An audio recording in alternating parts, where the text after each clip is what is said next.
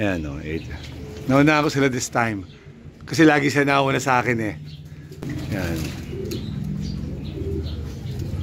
Ayan o. Pasok, pasok! Ganyan naman ang ibon. Pagdating at uhawi, pasok agad sa kulungan. Inom, ayan o.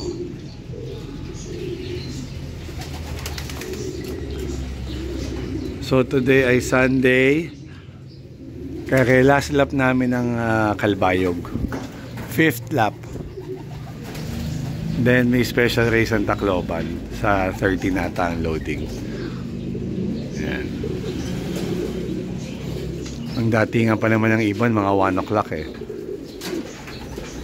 Ayan. Buti naman nauna ako sa kanila ngayon dahil gusto kong makita yung dating nila kung sama-sama o watak-watak.